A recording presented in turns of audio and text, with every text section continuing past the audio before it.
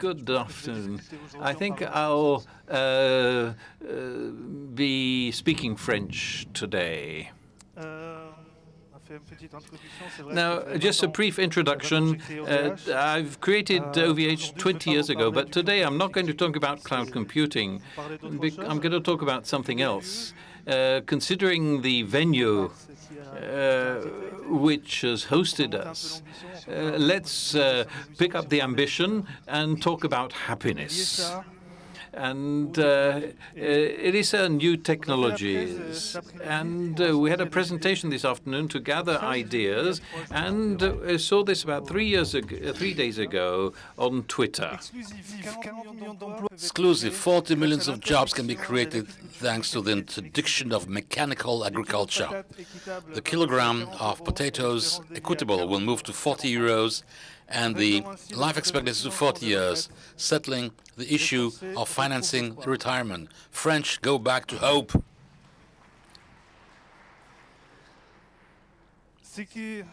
What I see in this tweet is we forget quickly that progress is delivering what? Who is progress delivering to? And we forget it quickly. And then we see the next problems.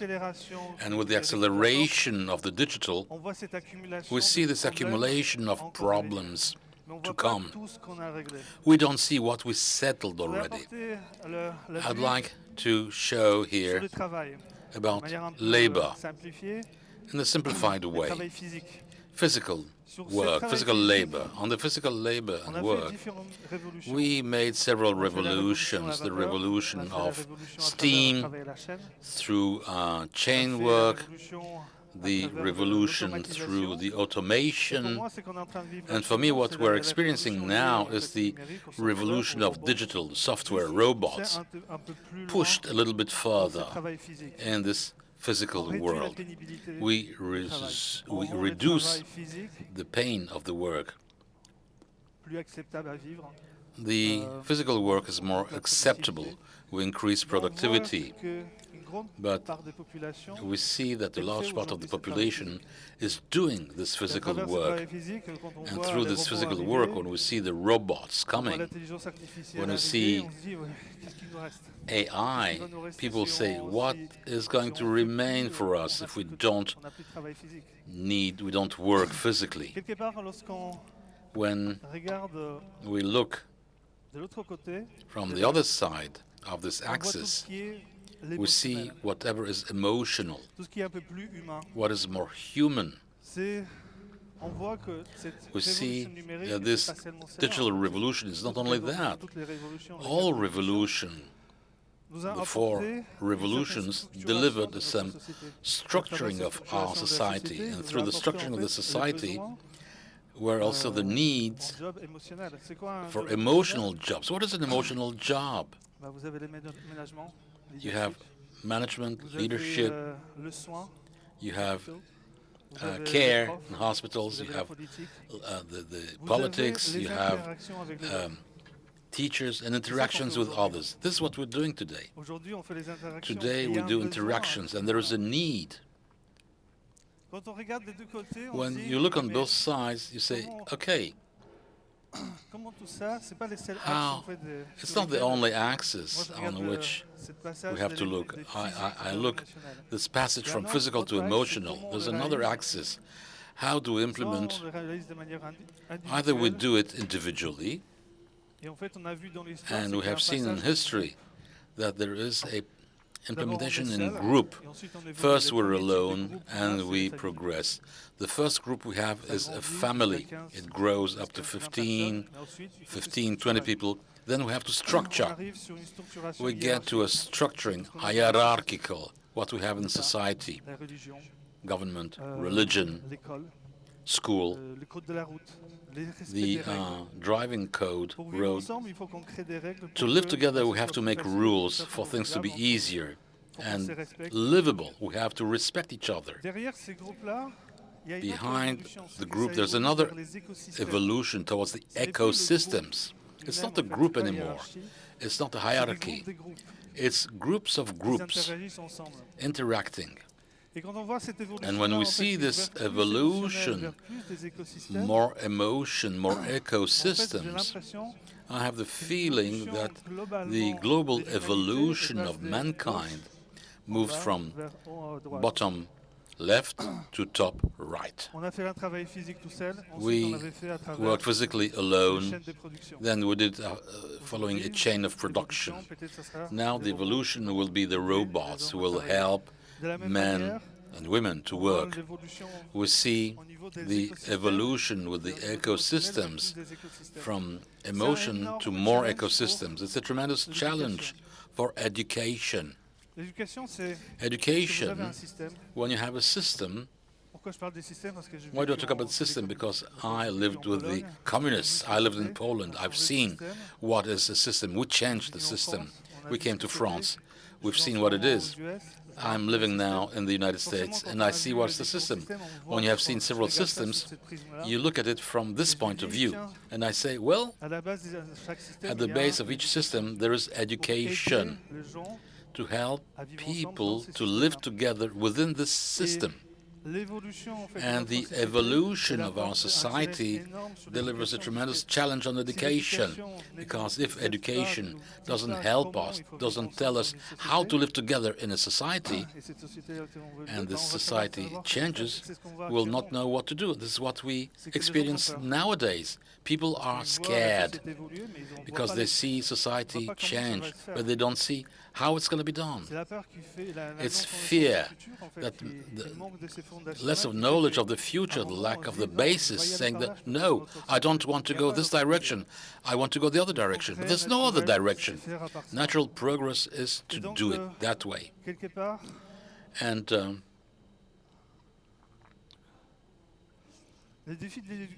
the challenge of education is not only to train, but is to retrain along the life. You cannot just count upon the government or the state to train.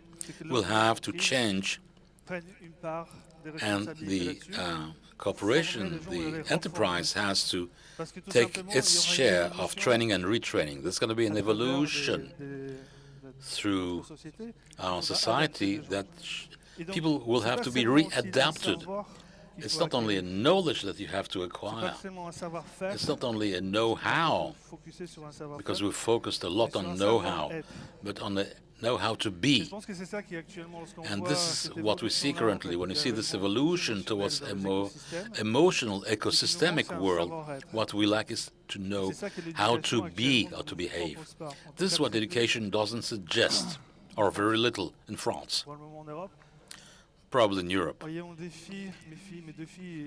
My two daughters, who have 10 and 11, are in American schools. I see the difference. They very quickly have a computer. They learn how to express themselves in public, how to build together, solve conflicts, to understand. I learn my daughters what is empathy. I gave them 5, 6 years ago empathy lessons, and then they come back from school 2 or 3 weeks ago, and one tells me, we were talking about empathy. Cool. At school, we teach you empathy. I never heard that I was taught empathy at school.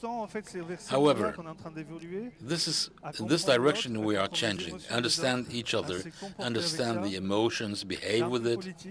It's a little bit political, but it's not just that. It's to be human. It's not complex, but it's, in fact, very complex. We see the gaps in the companies existing to manage people, to do leadership, to give a meaning to work. Why do I get up in the morning? Why people get up in the morning and come to the company? It's the system that trained them to do so.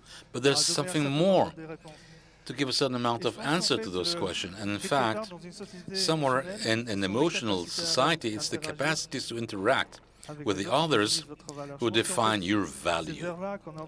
This is what, where we are heading to in terms of job, evolution, interactions, evolution of work, and simply know how to live together. I'd like to conclude on the meaning of life. Why do I want to finish on meaning of life? We talk about emotions. We don't know how to deal with that. I think this is hyper interesting. Hyper interesting because, super interesting, because I have the feeling that the world is moving the right way regarding what we are, we human beings. In our DNA, we have this will to be together, to create communities, to work together, to build together. I studied a lot the issue of happiness. I read a lot of books. And the pattern, the shared pattern to talk about machine learning, the pattern is that happiness comes through interactions with others, through what we build with others, what we build, what we give to the others, and what we receive from others. When we look, the most happy people, it's not the richest or those who have succeeded. We talk about people who build families, who build companies, sharing values with others, sharing a common sense. And this evolution of society will bring us back to our own question that we never asked. We have this yoke, sorry to make things more serious. We are aware of our death to come, and we have to live with it. From morning to evening, the first question, why do I get up in the morning? Why do I get up in the morning while I know that whatever I will do is meaningless? Because in any case, I will die, and we'll live with that. And education, religions, all of the systems try to help us answer this question. Give a meaning, and this meaning comes with interactions. This is how we blossom, how we find an answer to why do I get up in the morning. And the role, this is how I perceive it, the role of a system, either communist, liberal, whatever. The role of a system is to give the will to many people to get up in the morning, work, and do things together. And today we're moving towards something, and the system doesn't deliver all the answers. We do not know. We don't know. Somewhere, naturally, we wish to backtrack because the unknown is scaring. It's a tremendous challenge for politicians, for all of us, to find an answer to this question. Will we be able to progress with all the systems, find an answer to upscale, to give the will to get up in the morning to a lot of people, to do things, many stuff together? We'll say, wow, I'm get up in the morning, Monday. Weekend, I don't like it, but Monday morning, I love to get up because I want to find my teams, work together, do stuff together, and I rejoice. I'm happy every Monday morning because how can we create this? And the role of the system, people are questioning the system, say, no, it's not this way. We ask questions about, yeah, politics, it's not the way we should do it. Today we see on the social network, people do politics. Naturally, people feel like doing emotion, interact with people, interact, deliver their opinion, influence. This is the human coming back. I have the feeling that where people are scared, I see a lot of optimistic things because it's going to bring us back to us, bring us back to our deep motivation, who we are, our DNA, our way of changing through the centuries, and it's a good thing. It's a good thing. It's going to be tough because questioning are not easy. It's difficult to look at oneself in the mirror and to say, well, can I screw little screws? Do I wish to work on a chain, or do I wish to do something else? And this other thing, can I do it? Can I learn it? Can I give to someone else? All those things are much closer to us. I'm extremely optimistic regarding what's going to happen, even if I know it's not going to last forever in a day.